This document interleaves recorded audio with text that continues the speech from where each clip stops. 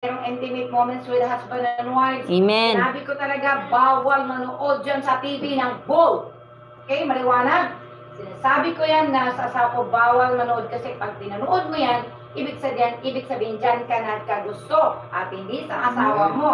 Kaya binabawal ko talaga yan sa kanya, right? Alam ng asawa ko yan. At alam niyo ba yung mga salitang, respect me. Respect me. Anak ako ni God the Father, huwag mo akong bastusin. Parang gano'n. Amen. Dapat kasi mahal tayo and yung magkabuo ka ng anak, expression of love, hindi expression of lust. Again, iba yung expression of lust. Yung biga-biga sa mga lalaki or babae, iba yung expression of love. Yung expression of love, tanggap niya. Pero yung expression of lust, ayaw niya talaga. Amen. Right? Kaya nga maraming napunta sa hell because of lust. Huwag natin gamitin yung salitang pag-ibig kung iba pala yung expression natin, lust para or biga sa Bisaya, no? Hindi pwede talaga yun. Ayaw ni God the Father ng gano'n. Niliwanag ko lang kasi maraming na-misinterpret. Oy, asawa mo ako, kaya okay lang kitang pastusin. Ganon? Ha?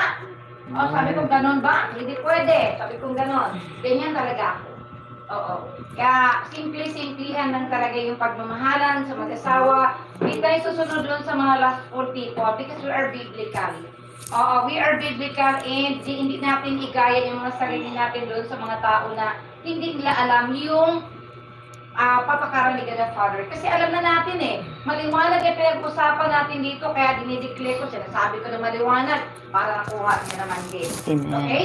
So yung talagang dala ng pag-ibig na wala kayo, okay lang yun because it's love, right? Yes. Pero talagang babasukan, Yun. Okay? Maliwanag niya sa mag-asawa yan. Okay. Right? So, ang ating nabasa ngayon, maliwanag talaga that God the Father really, that Jesus Christ, nabanhaw, nabuhi, no? And then yung una nakakita, yung pang sinabi ng pinakamakasalanan ng babae. Possessed by 7 demons si Mary Magdalene. And then nung nagkwento, hindi maniwala. Kasi to see is to believe yung mga tao.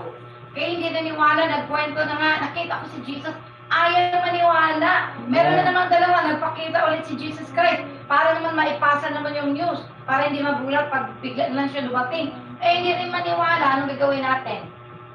Yes. Nung dumating siya doon sa 11 apostles, doon, siyempre naniwala na yun, dahil kumain na sila doon, di ba? And then si unbelieving Thomas dumating, alam na ni Jesus Christ, hindi daw siya sinabi niya, kasi narinig niya yung balita. Sabi niya, pag hindi ko na ilagay yung daliri ko dun sa butas ng gilid niya na dinaanan ng bangkaw, hindi ako maniniwalang siya yun na nabuhay muli. Ganyan tayo, i-close sila ni Jesus. Amen. Ganyan sila. Diba? Kilala natin si Master Jesus natin dati. Makapangyarihan pero hindi pa rin sila naniwala. Ibig sabihin yung tao, ang tigas talaga ng ulo. Right? Ang tigas talaga ng ulo. Kaya sa lahat naman nandito, tandaan natin lahat, huwag kayo makinig sa sabi-sabi. Pag alam nyo, very negative, yung mga sabi-sabi na yan, ibig sabihin, ang galing sa mga marites. Pero pag sabi-sabi tungkol sa ating Panginoon, magmatsyag ng mabuti para hindi tayo magkakamali. Again, magmatsyag tayo mabuti, magdasal parati, possess me, Holy Spirit, possess me and tell me what's the truth. Kasi ang Spirit na ni God the Father makapagsabi, kasi parang mayroon ka agad kakaibang tibok sa puso mo magsasabi sa'yo, oh, iyan na yun. Right? Amen. Alam nyo naman siguro yun, yung tibok ng puso na may masamang mangyari. Amen. At alam nyo rin yung tibok ng puso na maganda ang mangyari kung dito ako papasok.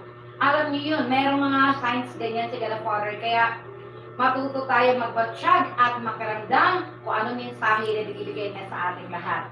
Right? Yun, nangugat ako parati no, pag nagsangyaw ko kay gusto ko maintindihan ng lahat, kaya gusto ko isigaw talaga, kaya walang microphone, so isigaw ko na lang. So yun talaga, ulitin ko, we are here to glorify our God in a very simple way. No, yung mga simple na ito yung pamamaraan, natutuwa yan. Especially na talaga nagbigay tayo sa kanya ng panahon. Importante yung panahon, especially mahalaga ito. Excuse mo na ako sabihin, silipin ko lang yung Global Unity Prayer. O kahit nag-spend ka lang ng 15 minutes sa Global Unity Prayer, pero may mahalaga kayo natin, napaka-special na God the Father nun kasi iniwan mo yung importanteng bagay. So yung mga sumasabay, nakikita ko parati kanina sa simbahan, nag-screenshot ako. Amen.